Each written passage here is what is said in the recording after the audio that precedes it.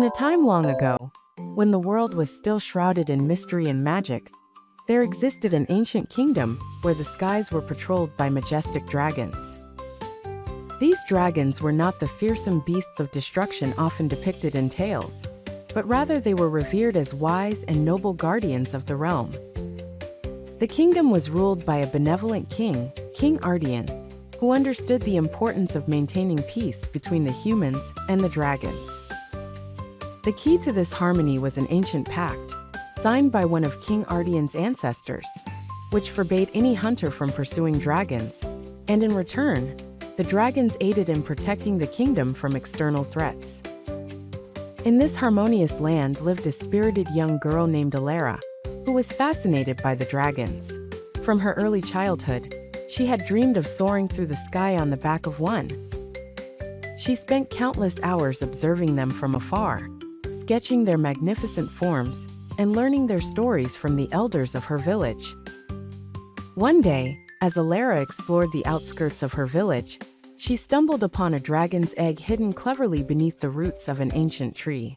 It was a small, shimmering object covered in scales that reflected the sunlight in 1,000 colors. Knowing the significance of what she had discovered, Alara carefully took the egg and hid it in a basket, covering it with cloth. She realized the potential danger of her find, but was driven by curiosity and an overwhelming sense of destiny. Alara spent days caring for the egg, keeping it warm and secure, whispering stories to it as if the unborn dragon could hear her. As days turned into weeks, the egg finally hatched, revealing a small dragon, its scales glistening like jewels. The bond between Alara and the dragon, whom she named Zephyr, grew stronger with each passing day. Zephyr quickly learned to trust her and would often accompany her on her adventures around the kingdom. However, the peace between dragons and humans was not without its enemies. A group of renegades, believing the kingdom should belong solely to humans, sought to break the century-old pact by capturing a dragon. They believed that doing so would destabilize the harmony and shift the balance of power in their favor. When they heard whispers of a young girl who had managed to tame a dragon, the renegades' leader, a cunning and ruthless man named Marlowe, became obsessed with capturing Zephyr. His followers were dispatched to track down Alara. Alara, upon learning of the renegade's intentions, understood the imminent danger to Zephyr and the kingdom. She knew she had to seek the counsel of King Ardian. With Zephyr by her side, she set out on a quest to reach the capital and warn the king. Her journey was fraught with peril, as Marlowe's agents were relentless. Yet, Alara's bond with Zephyr gave her courage and strength. The dragon, no longer a hatchling but still young, could now soar the skies, providing them moments of escape and reprieve. Upon reaching the capital, Alara was granted an audience with King Ardian. She explained the threat posed by Marlowe and his renegades. The king, realizing the gravity of the situation, gathered his council and made preparations to defend the kingdom. In a dense, lush forest filled with the melodies of chirping birds and the gentle rustle of leaves, lived a boastful hare known for his speed and agility. No creature could match his swiftness, and he made certain everyone knew it. The animals regarded him as the quickest in the forest, but many eyes rolled at his constant bragging. One afternoon, while lounging beneath a tall, shady tree, the hare overheard the slow, rhythmic plod of a tortoise. The tortoise, known for her wisdom and composure, moved steadily, never in a rush, content in her own rhythm. "Hare," she began in her deliberate manner, "I've heard you claim that you are the fastest creature in the forest." The hare, amused, replied, "Why, yes, I am faster than the wind itself. Even you must agree with that." The tortoise, thoughtfully nodding, proposed a challenge. "Why don't we have a race? Let's see who is truly the fastest." The hare burst into laughter. "A race against you? I would win before you even took 10 steps. But very well, I accept your challenge," he declared arrogantly. Word of the race spread quickly, and soon enough, the entire forest was buzzing with anticipation. Creatures from near and far gathered along the path to witness the contest, some looking curious, others skeptical of the tortoise's decision. The day of the race arrived, and the competitors assembled at the starting line. With the sound of a festive whistle, the race commenced. As expected, the hare shot off, leaving a cloud of dust behind, and vanished quickly from sight. Meanwhile, the tortoise persevered. Her pace was slow but relentless. Every step was taken with purpose and determination, and she never faltered or stopped. As the hare reached the midway point, he looked back, and the sight amused him. The tortoise was but a distant speck, taking her time and moving deliberately. Confident of his victory, the hare decided there was enough time to indulge in a short nap beneath the warm sunshine. While the hare dozed peacefully, the tortoise continued moving forward, never losing sight of the goal. Slowly and steadily, she passed by the sleeping hare without a word, keeping her eyes fixed on the path ahead. The sun began its descent as evening approached, and the noise of cheering animals awakened the hare. Startled, he sprang to his feet and raced toward the finish line, only to find the tortoise had crossed it just moments ahead. The hare was bewildered and humiliated, unable to grasp how he could have lost. Meanwhile, the tortoise was congratulated by all, admired for her perseverance and wisdom. As the crowd dispersed, leaving the hare to ponder his defeat, the tortoise offered her thoughts. "Hare, it was never just about speed. Consistency, patience, and determination can outlast haste and arrogance." From that day on, the hare learned to temper his pride and respect the virtues of others. The tale of the hare and the tortoise became a legendary fable in the forest, an enduring lesson that unfolds with the steady march of time. In a land far north, where the snow kissed the peaks of loyal mountains and winds whispered tales old as time, lived a tribe of fierce and adventurous Vikings. Among them was a young Viking named Leif, who was quite unlike his kin. While most Vikings, led by their formidable leader Eric, reveled in battles and conquering new lands, Leif found joy in things that bloomed, like the gentle petals of flowers and the sweet melodies of the ney, a simple folk instrument. Leif's love for peace and beauty, however, earned him little favor among his tribe, who thought him a coward and a disgrace to their warrior lineage. They would often say, "While we bring home gold and glory, Leif returns with weeds and seeds and plays that annoying ney." Eric, with his booming voice echoing through the long Viking halls, finally could tolerate no more. He summoned Leif and gave him a choice: fight alongside his brethren or leave the Viking lands forever. Firm in his ways, Leif chose the latter. "I would rather wander into the unknown than cause another heart to suffer," he replied softly, but with great determination in his eyes. "I shall return only when you find joy in music and kindness in your hearts." Driven out by boos and taunts, Leif set upon a journey without destination, in search of answers to questions only he could understand. Along his wandering, he posed queries to the wise elders he met. Hoping to learn how one might prolong the life of flowers or make humans appreciate the art of music, most would laugh or express the impossibility of such dreams, until one bent old man suggested, "Seek out the mystical ones. They might hold the secret you seek." The word of the old bent man's suggestion latched onto Leif's heart. The mystical ones, known as the Gribbets, supposedly resided in otherworldly realms, promising wisdom to those brave enough to find them.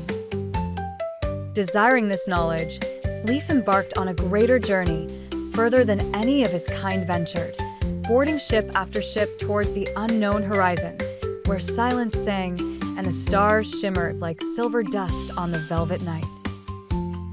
Though he faced mockery and solitude on the path, his heart never lost its gentle beat, for it was driven by hope that someday he might change not just his world, but also the hearts of those he loved. With every petal that caught on the wind and each note on his ney, a little bit more of his dreams sailed into reality. Once upon a time, in a faraway kingdom, there lived a loyal page named Sir Bunnu. Sir Bunnu served a king who, unfortunately, did not notice all the good deeds his faithful page did for the kingdom. One bright morning, Sir Bandhu was tasked by the king to go into the forest. As he made his way through the woods, he stumbled upon a snake, mostly white in color, trapped in a snare.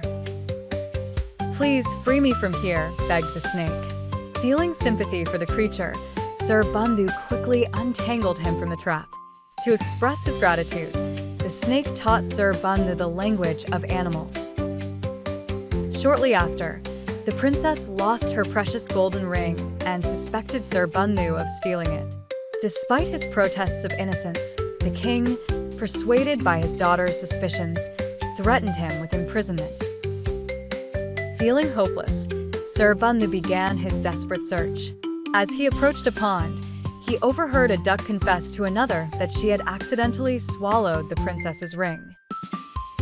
When the truth unraveled, the king deeply regretted his false accusation against the noble young man and gifted Sir Bandhu a horse and a pouch of golden coins as a reward for his integrity. Sir Bandhu went on his way and eventually reached a small village where he heard townspeople speaking about a test for those who wished to win the hand of the king's daughter. Sir Bandhu boldly declared, "I shall attempt this trial. Where might the royal castle be?" The villagers pointed him toward the seashore where the castle stood. Once there, Sir Bandhu found the king and the beautiful princess walking along the beach. Upon hearing Sir Bandhu's intention, the princess flung her bracelet into the sea. She said, "Go and find it. If you succeed, you shall marry me. But if not, you must pay for your audacity." Sir Bandhu bravely dove into the dark waters of the sea. He searched every corner of the seabed, but the bracelet was nowhere to be found. As he was about to give up hope and drown, the snake he had saved asked the fish to help. The fish completed the task swiftly, and Sir Bandhu emerged from the water with the bracelet in hand, much to the astonishment of the princess. The king declared, "You are brave and unafraid of the challenge. Not only do you deserve to marry my daughter, but I shall also grant you half my kingdom." And so, Sir Bandhu lived happily ever after, bestowed with honor, love, and prosperity. Once upon a time, in a faraway kingdom, there was a lovely girl named Cinderella. She lived with her wicked stepmother and 2 stepsisters who made her do all the household chores.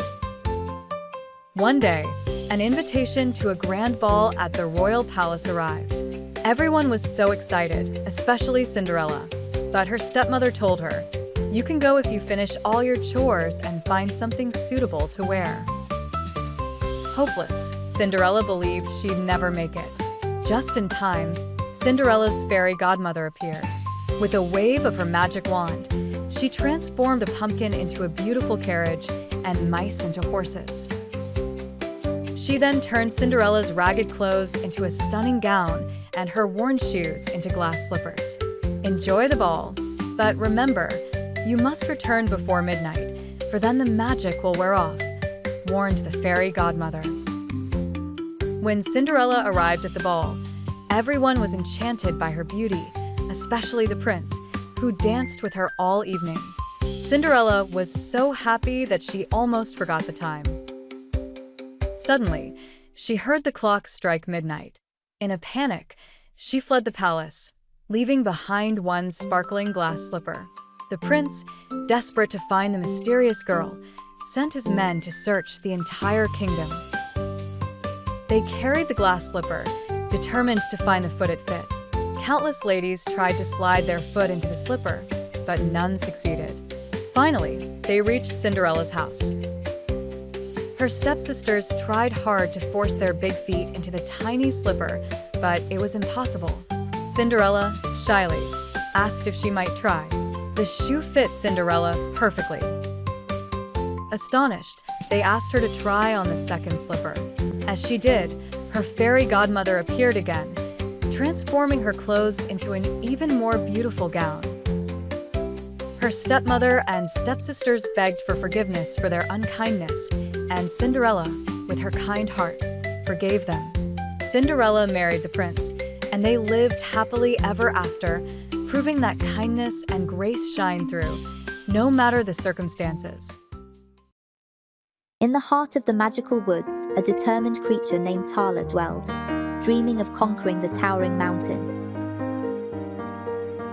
Suddenly, a destructive storm ravaged the forest, washing away Tala's carefully built bridge, halting her journey up the mountain. Faced with skepticism and no bridge in sight, the persistent creature had to find a new path to her unreachable dream. As the forest creatures observed silently, Tala's determination remained unshaken, her eyes fixed on the distant mountain peak. Amidst the dense forest, a hidden trail unfolded before her eyes, offering a glimmer of hope towards her ultimate goal. Step by step, Tala pushed forward on the rugged path, her determination shining brighter than the sun filtering through the canopy. At long last, Tala stood triumphant at the mountain peak, her heart soaring as she beheld the magnificent world spread out below. Witnessing Tala's triumphant ascent, the animals re-evaluated their perspectives, realizing the power of unwavering persistence. Inspired by Tala's perseverance, the forest dwellers embarked on their own quests, their hearts brimming with newfound ambition and hope. Once upon a time, in a quaint village surrounded by a magical forest, there lived a beautiful girl named Belle. She was known for her love of books and her unyielding curiosity about the world outside her small town. Her father, Maurice, was an eccentric inventor who often shared exciting tales of his inventions with her. One chill autumn morning, Maurice set off on a journey to present his newest invention at a fair in a neighboring town. With the mist swirling around him, he rode his old horse through the dense forest, only to find himself lost. As night fell, he stumbled upon an ominous castle nestled within the woods. With no other choice, he sought refuge inside. As he entered the grand, yet foreboding halls, he was welcomed by enchanted household objects that acted as the castle's servants. There was Lumiere, the charming candelabra, Cogsworth, the nervous clock, and Mrs. Potts, the warm-hearted teapot.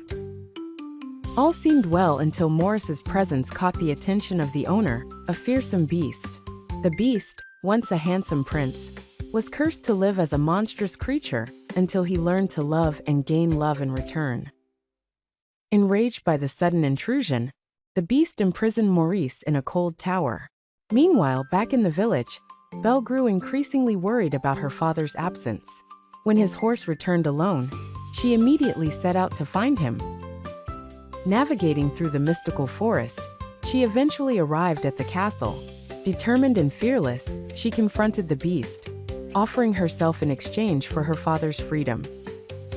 Over time, Belle began to see beyond the beast's monstrous exterior, discovering his kind heart and gentle soul.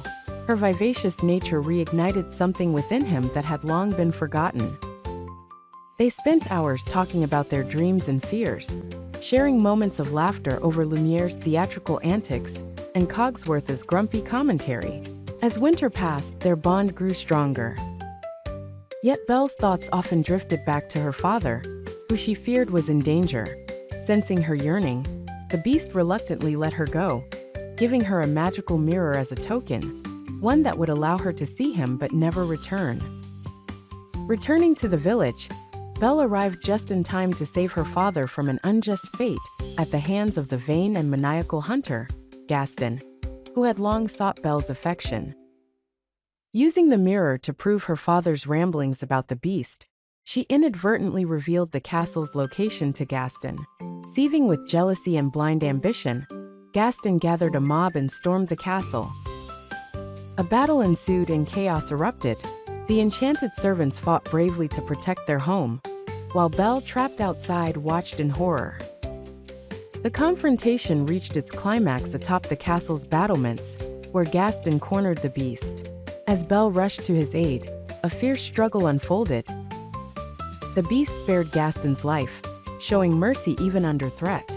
Yet, Gaston's treachery led to his own downfall, and he fell into the darkness below.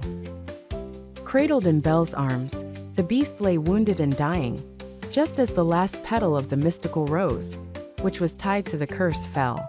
Tearfully, Belle confessed her love for him. Once upon a time in the enchanted land of Frostovia, where icy winds danced over glittering snowflakes, there lived a majestic king named Glacius. King Glacius wasn't like any other king. He was the king of the frozen mountains. King Glacius had a heart as pure as the driven snow. His castle, Eternity Keep, was nestled deep within the tallest peak, surrounded by shimmering icicles and rivers frozen in time. The land was peaceful, but not without its peculiar magic. Each winter, the northern lights would weave across the sky, and the creatures of the tundra would sing. Under King Glacius's rule, the frozen mountains were a sanctuary for every snow-loving creature possible. His favorite subjects were the frost foxes, with their silvery tails and sparkling eyes. Then there were the icicle elves, tiny beings who sparkled like crystal and communicated through the music of tinkling ice. But one day, a mischievous snowstorm brewed on the horizon, darker and more potent than any seen before. Its winds howled, and its blizzards threatened to blanket Frostovia in eternal winter. The storm was conjured by a spiteful ice witch who lived in solitude, far east of the mountains. Determined to protect his land, King Glacius called upon his trusted advisor, Flurry the Frost Owl, who was wise beyond her years. Together, they devised a plan to confront the ice witch and restore balance. With courage in his heart, King Glacius ventured into the depths of the storm, his regal cape billowing behind him. Flurry flew ahead, her keen eyes scouting treacherous paths. As they navigated through the icicles and snowdrifts, they encountered an unexpected ally, Aria, the Snow Maiden. Aria was gentle, with a voice like a calming winter breeze, and she offered her help to guide them through the enchanted storm. The trio finally reached the Ice Witch's lair, a cavern filled with sharp, frosty stalactites. The eerie glow of magical blue flames illuminated the lair. The Ice Witch, her face as cold as her heart, stood defiantly. "Why do you disturb my magic?" she questioned. King Glacius bowed respectfully. "I come not to disrupt, but to seek harmony," he replied. "Our world is beautiful, with wondrous winters, yet your storm threatens to overshadow this balance." Touched by his sincerity and Aria's gentle presence, the Ice Witch's heart began to thaw. She realized her loneliness had driven her to create havoc. With a wave of her hand, the storms began to calm, and a delicate snowfall replaced the raging blizzards. The Ice Witch agreed to visit Frostovia to see its beauty and join its joyous community. King Glacius welcomed her with open arms, knowing that everyone deserves a chance to be part of something bigger than themselves. And so, peace returned to Frostovia. The northern lights sang across the sky once more, and the creatures of the frozen mountains thrived in harmony. King Glacius cherished his friends, both old and new. The Ice Witch found warmth in her heart and taught her magic to those who wanted to learn. They all lived happily ever after, sharing the frozen lands they called home, proving that kindness could melt even the coldest of hearts. Once upon a time, in a little village by the sea, there lived a sailor named Finn. He was known for his bravery and adventurous spirit, always eager to explore the far reaches of the ocean. Finn loved nothing more than sailing his small boat, the Seagull, to discover new lands full of mystery and wonder. One sunny morning, as Finn prepared for his latest voyage, the village elder warned him of an island far out at sea. "Beware the island of monsters," the elder said. "Many sailors have lost their way and never returned." But Finn, being fearless and curious, laughed and set sail, his heart full of excitement. The journey started with gentle waves and a warm breeze guiding the Seagull across the sparkling waters. Days passed, and Finn felt the call of adventure growing stronger. He sailed deeper into uncharted territories, his map showing nothing but open sea. Suddenly, Dark clouds gathered, and the sea turned wild and stormy. The winds howled and the waves roared, tossing the seagull around like a toy. Finn struggled with the sails, his heart pounding as he tried to stay on course. After hours of battling the storm, Finn caught sight of land. Relieved, he steered his boat toward the island, hoping to find shelter and rest. As he approached, the sky cleared, revealing a lush, green island that seemed peaceful and inviting. Excited to explore, Finn anchored the seagull and set foot on the soft sandy shore. But as he ventured into the dense jungle, he realized this was no ordinary island. Strange noises echoed from the trees, and the ground shook beneath his feet. Finn soon discovered he had indeed landed on the island of monsters. Towering creatures with scales and fur roamed the land. Some had long necks, others had sharp claws, and a few breathed fire. Yet Finn wasn't scared. His curiosity overshadowed his fear. As he carefully navigated the island, Finn met a friendly creature named Toko, who had bright blue feathers and a gentle smile. Toko spoke with a voice like music. "I see you are not afraid of us, brave sailor. Most run away, but you are different." Finn and Toko became fast friends, and Toko showed him around the island, introducing him to other creatures that turned out to be just as friendly despite their appearance. Finn learned that the island was a sanctuary for these unique beings, who were misunderstood because of their looks. Toko explained that the storms surrounding the island were magical and used to protect it from those who might harm its inhabitants. Finn realized that the true monsters were not the creatures but the storm, which had perhaps been a test of courage. After many adventures and fun with his new friends, Finn felt it was time to return to his village. With Toko's help, Finn safely navigated through the storm and set sail for home, his heart full of tales to tell. Finn returned to the village, where he was greeted with cheers. He shared his incredible story of friendship and bravery, and the villagers learned not to fear what they did not understand. From that day on, Finn was not only known as a courageous sailor, but also as a friend of the magnificent creatures that dwelled on the island of monsters. Once upon a time, in the heart of the golden savanna, there lived a mighty lion named Leo. Leo was king of the jungle. His mane was as bright as the sun, and his roar echoed through the valleys like thunder.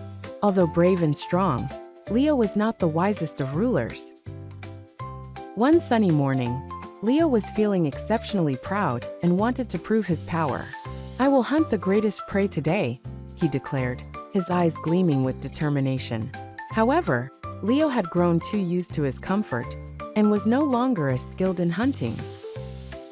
As Leo wandered, he met Felicity, a wise old fox known as the clever fox of the jungle. With a twinkle in her eye and a wag of her tail, Felicity always had a clever plan or delightful story to share. She noticed that Leo seemed a bit troubled, so she approached him with curiosity. "Good day, King Leo," Felicity said with a gentle smile. "What brings you to this part of the jungle on such a bright morning?" Leo sighed a little, trying to hide his frustration. "I'm on a hunt for the greatest prey, but I can't seem to find anything worthy of a king like me." Felicity, always quick-witted, decided it was time to teach Leo a valuable lesson. Perhaps you need guidance more than you need a grand feast, Your Majesty. What if I help you in a way you never expected? Leo was skeptical but intrigued. "What do you mean, Felicity? How can you help a lion like me?" "Let us embark on a journey together," said Felicity, "and I shall show you the true meaning of wisdom and leadership." Being curious, Leo reluctantly agreed, and together they strolled further into the depths of the jungle. Felicity led Leo to the edge of a serene river, where animals of all shapes and sizes gathered to drink water. "Look at them, brave lion," she said. "Each animal plays a role in this great kingdom. To be a true king, you must appreciate the harmony among them." Leo observed quietly, watching the playful monkeys, the attentive antelopes, and the gentle birds. He realized how each creature had its role, and how their strengths carried unique wisdom. Then, Felicity pointed towards the distant hill. "There lies our greatest treasure, but you'll need more than strength to claim it. Curiosity fueled Leo, and together they ventured up the hill. At the summit, they found a vast view of the entire jungle, a sight so mesmerizing that it left Leo speechless. Felicity nudged him softly. "Do you see, my dear Leo, sometimes the biggest treasures are not those we hunt, but those we understand and cherish." Leadership is not about wielding power, it's about fostering peace. In that moment, Leo understood the wisdom Felicity offered. He realized that being a ruler meant caring for all, not just being the strongest.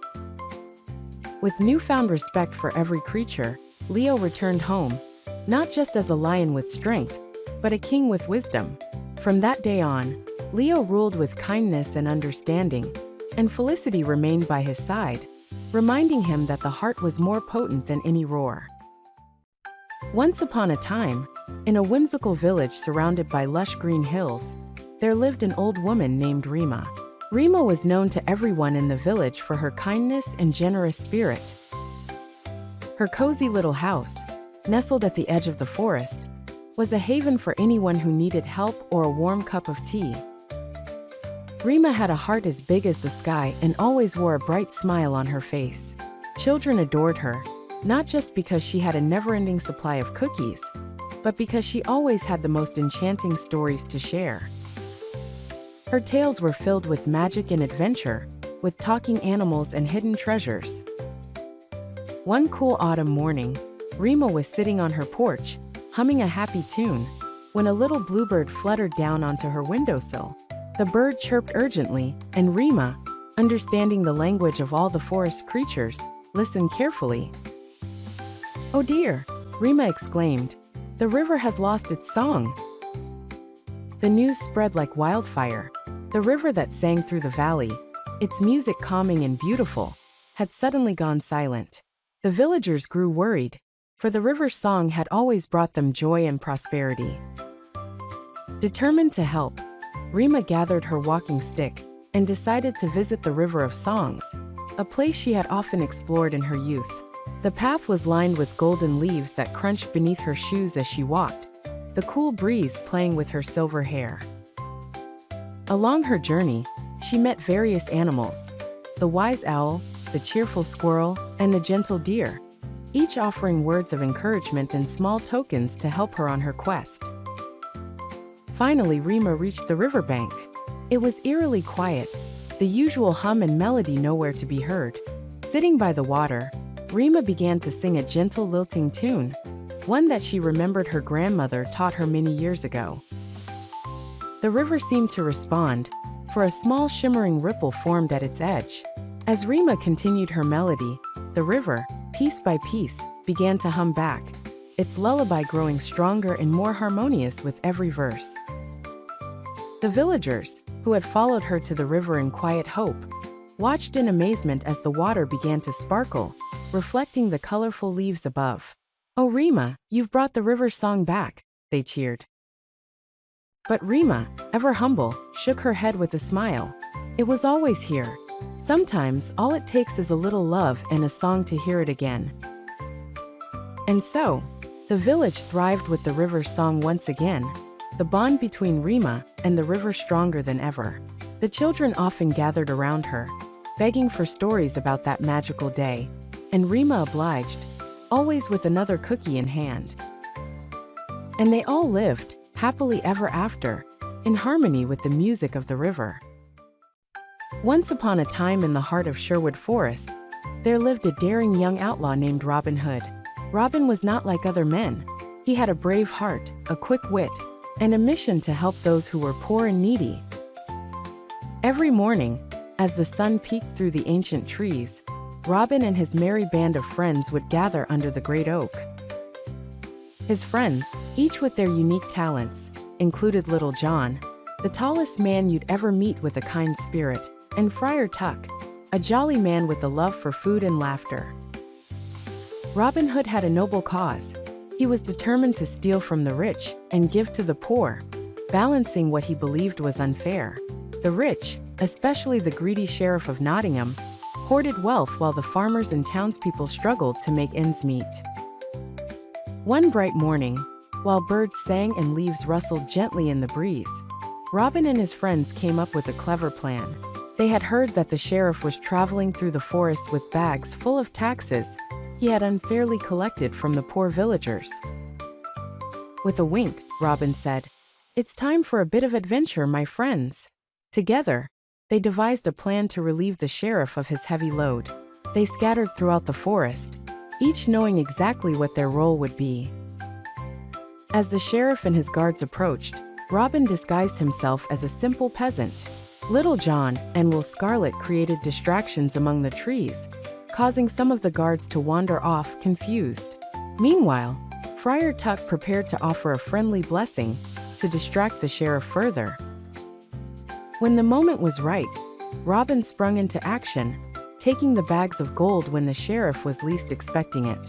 Despite the sheriff's shouts and the guards scurrying to stop him, Robin was too swift and too clever. In no time, Robin and his friends disappeared back into the depths of Sherwood Forest, the gold safely hidden away. The townspeople soon heard of Robin Hood's brave deeds and gathered at the great oak to celebrate. As the stars twinkled above and a fire crackled warmly, Robin distributed the gold amongst the poor, his heart filled with joy knowing he had made a difference. And so, in the heart of the forest, Robin Hood and his band of merry friends continued their adventures, always ready to strike a blow for fairness and justice. To this day, people still tell tales of Robin Hood, the hero of Sherwood Forest, who stood up for the underdog and sparked hope wherever he went. Once upon a time in the bustling city of London, there lived 3 imaginative siblings, Wendy, John, and Michael Darling. They lived in a cozy house with their parents and a wonderful dog named Nana, who acted like their perfect nanny. Now, our story truly begins one magical night. Wendy, the oldest of the siblings, told her brothers tales of a faraway place called Neverland, where children never grew up. She spoke of mermaids, Indians, and the enigmatic lost boys, all ruled by Peter Pan, the boy who could fly. That very night, Wendy spotted a puzzling shadow that seemed not to belong to any person. Who could lose their shadow? She wondered aloud. As the clock ticked toward midnight, a small figure soared through their open window. It was Peter Pan himself, but in a bit of a pickle. He had somehow lost his shadow during his last visit. Peter looked at Wendy and pleaded, "Could you help me sew my shadow back on?" Wendy obliged, and the sewing began. As the shadow reunited with its owner, Peter's eyes gleamed with gratitude. "Come with me to Neverland," he invited joyfully. With a sprinkle of magic dust that made hearts flutter, Peter taught Wendy, John, and Michael how to fly. They whooshed over rooftops, crossing stars until they found themselves in the captivating land of Neverland. Neverland was everything Wendy had described and more. The charming fairies sprinkled sparkles of light. The mermaids giggled by the shore. The lost boys greeted the newcomers with warmth and curiosity. Peter Pan introduced them to Tinker Bell, his fairy companion, who wasn't too fond of Wendy, but was quite mischievous herself. Everything was lively and wonderful, but the adventure was just beginning. Lurking in the shadows was the fearsome Captain Hook and his band of burly pirates. Hook was Peter's arch-nemesis with a vendetta as sharp as his hooked hand. The children had many adventures. They swam with mermaids and danced with Indians. Soon they found themselves face to face with the dreaded pirates. Tinker Bell's fairy brilliance guided them, while Peter Pan's sword skills kept Hook at bay. In the heart of the battle, Hook captured Wendy and threatened to have her walk the plank. Just as it seemed Wendy's fate was sealed, Peter Pan arrived in the nick of time, sparking a pirate duel that rattled the ship. Encouraged by the chants of "Never give up" from John and Michael, Peter Pan performed a daring maneuver. He tricked Captain Hook and sent him stumbling overboard to his squeaky crocodile nemesis. The children cheered with joy and gratitude, embracing Peter warmly. But as all stories tell, every adventure must come to an end. Wendy knew that even though Neverland was a place where time stood still, she and her brothers had to return home. She felt torn between the magical world and her life in London. Peter understood. and escorted them back through his sparkling universe. He ensured they landed safely back into their cozy beds. When morning broke, Wendy, John, and Michael awoke, believing their night in Neverland was but a dream. Yet, the twinkle in their eyes told of wonders and mysteries held close to their hearts. As Nana wagged her tail with delight, Wendy whispered to herself, remembering Peter's promise, "Second star to the right and straight on till morning." And so, the darling children lived happily with memories of the night they flew beyond imagination. Once upon a time, in the heart of the lush African savanna, there was a little elephant named Eli. Eli was not your average small elephant. He had an insatiable curiosity about everything around him. His big eyes were always wide open, his floppy ears perked up at the slightest sound, and his tiny trunk wiggled with excitement whenever he discovered something new. Eli loved to wander away from his elephant family, to explore the vast savanna. He would flit from the tall grasses to the tranquil rivers, always looking for new animals to befriend and new things to learn. His friends included a cheeky monkey named Manny, a wise old tortoise called Tilly, and a flock of colorful birds who would always chatter tales of the skies to him. One day, as Eli was playing by the river, he met the oldest and wisest elephant in the land, Grandfather Tusker. Grandfather Tusker was known throughout the savanna for his wisdom and stories of adventures from his youth. Eli was mesmerized by his tales, and would sit for hours listening to them. Grandfather Tusker noticed Eli's keen interest and said, "Eli, you have the heart and mind of someone who will grow to be wise." But wisdom isn't just about knowing things, it's also about understanding them. Would you like to learn how? Eli's eyes shone with delight. "Yes, please, Grandfather Tusker. Teach me how to be wise just like you." And so began Eli's journey to wisdom. Grandfather Tusker taught him about the stars in the night sky, the importance of the cycle of rain and sun, in nurturing the savanna, and the secret language of the trees. Eli also learned about kindness and understanding from Grandfather Tusker. "Sometimes, to be wise means to listen more than you speak," the old elephant would say, as Eli practiced listening to the subtle sounds of the savanna. One day, a great drought hit the land, and the animals were worried. There was barely any water, and the once green savanna had turned into a dry brown expanse. The animals gathered to discuss what to do, but they couldn't agree. Eli, remembering what Grandfather Tusker had taught him, listened to the concerns of each animal. After thinking carefully, he suggested that they all work together to dig a new water hole closer to the river. The animals agreed, and together they worked tirelessly day and night. The hard work paid off, and soon a fresh, cool water hole was ready. The savanna was saved thanks to Eli's wise suggestion and the cooperation of all the animals. From that day on, all the creatures of the savanna respected Eli, the once little elephant, who had grown into a wise young leader. And so, because Eli chose to listen, learn, and lead with kindness, he became known throughout the savanna as Eli, the Wise, forever remembered for bringing life back to their beloved home. Once upon a time, in a small cozy neighborhood, there was a little girl named Lily. Lily was 7 years old, and she had the biggest green eyes and curly red hair that bounced when she skipped. Lily loved her mommy very much, and her mommy loved her even more.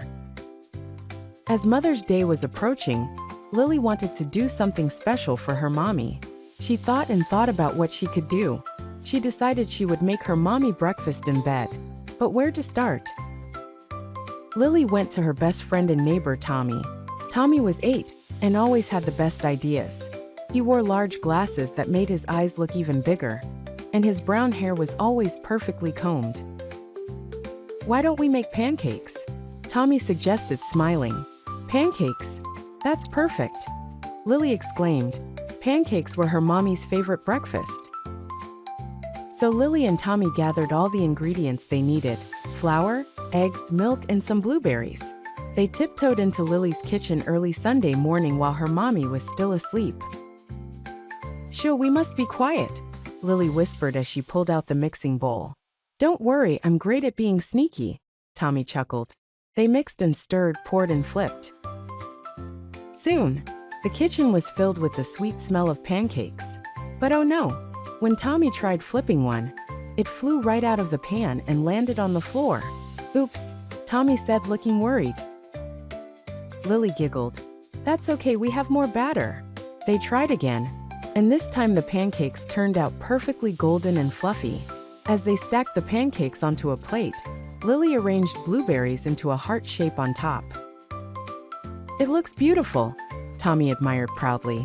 Lily carried the plate with the heart-shaped pancake up to her mommy's room. Her mommy was just waking up. Surprise! Lily exclaimed as she entered. Her mommy's eyes widened with joy. Wow, this is the best Mother's Day surprise ever. Lily's mommy hugged her tight and thanked both Lily and Tommy for the wonderful treat. We did it, Tommy, Lily whispered as she hugged her friend. As they sat together, enjoying the pancakes, Lily knew this was a day both she and her mommy would remember forever. All because of one sweet, surprise breakfast made with love. In a small village nestled in the heart of the mountains, there was a charming little family known as the Greemans. The Greemans loved to celebrate special times, and none were more cherished than the grand festival of Eid. In their home, the soft aroma of sweet pastries and savory spices lingered in the air, inviting family members from far and wide to come together. The heart and soul of the Greeman family was Grandma Olive, who had a remarkable way of bringing everyone together. Grandma Olive's tales of wisdom and love echoed through generations. Her stories were like threads of a beautiful tapestry that connected hearts, sharing valuable lessons along the way. As the day of Eid approached, Grandma Olive gathered the family around her. In the cozy living room, colorful carpets were laid with cushions, and children giggled as they lounged on them, their eyes sparkling with excitement. My dear family, Grandma Olive began, Eid is not just about celebrations, it is about family, togetherness, and wisdom. Grandma Olive continued, let me share with you a story that I learned from my own grandmother many moons ago. All ears perked up, young and old, as Grandma Olive started her narrative about a man named Idris. In a village far from here, there lived a man named Idris. He was known for his generosity and kindness, but one Eid, something was different. His children noticed that he did not smile as much, nor did he seem to embrace the festive spirit as he usually did. The listeners were intrigued. What could have happened to Idris, the kind man? His children, being wise and caring, decided to stay up all night to speak with their father. Idris had learned that his old friend would not be visiting this year. The absence of his friend made Idris realize the importance of human connection, the love shared during times of joy. His children, seeing this, came together and planned something special. They gathered everyone in the village to surprise Idris. They created a day filled with happiness and laughter. Idris was overwhelmed with joy as he understood that even though not everyone could be there, love always finds a way to brighten the spirit and bring people together. Grandma Olive smiled. And that, my family, is the wisdom of Eid. It's not just about gifts or the feast, but about treasuring every moment with each other and making new memories. The room fell silent for a moment, then erupted into happy chatter. Let us celebrate with the same spirit, someone exclaimed, and soon the Greemans filled the air with laughter, games, and stories of their own. This timeless tale became an unforgettable part of their Eid, a reminder of the magic of wisdom and family togetherness. As the sun set on the small village that evening, the Greemans knew they were rich in the love and lessons shared around them. Eid had once again worked its magic, filling their hearts with joy and unity. Once upon a time, in a cozy little village, there lived a tiny boy named Tom Thumb. Tom was smaller than his peers, so small that he could fit in the palm of your hand. But what Tom lacked in size, he made up for in bravery and cleverness. Tom's parents adored him and involved him in their chores whenever they could. One day, his mother was baking bread and ran out of flour. She needed someone to help guide their horse to the mill to fetch more. I'll go, "I'll go," chirped Tom, darting around excitedly. His parents exchanged worried glances but eventually agreed, knowing how resourceful he was. His father fashioned a little cloak for Tom, using a piece of red cloth. Before placing him gently in the horse's ear, his father chuckled, guiding by whisper, as Tom rode off, whispering directions to the horse. As Tom made his way through the forest, he began singing a merry tune. The tune echoed through the trees, making the forest come alive with music. Birds chirped along, squirrels dashed about, and even butterflies fluttered past to witness the curious sight. Suddenly, the path forked into two. Tom stopped singing. He had never gone beyond this point. Which way now? He pondered. Just then, a wise old owl hooted from above. To the right, for the mill's bright light, it hooted. Thanking the owl, Tom directed the horse to the right path. As they trotted along, Tom marveled at how different the forest looked with each step, mushrooms the size of houses, towering flowers, and bark patterns that seemed to tell stories. Finally, Tom and the horse reached the mill, where the miller greeted them with a laugh. "What a sight! A horse with a little guide," he exclaimed. Tom skipped down from the horse's ear and explained their mission. The miller, amused and impressed, filled their sack with flour and waved them off. On their way back, Tom's adventurous spirit urged him to continue exploring, but duty called him home. Wise as ever, he remembered his mother's awaiting task. Another day, another adventure, he told himself. Upon returning, his mother took him in her arms and showered him with gratitude and kisses. "My tiny giant," she exclaimed joyfully. From that day on, every villager knew how a boy no bigger than a thumb could achieve great things. And so, Tom Thumb became a bit of a legend, not just for his size, but for his enormous courage and kindness. He continued to explore, learn, and help, proving over and over again that you don't have to be big to make a big difference. The end.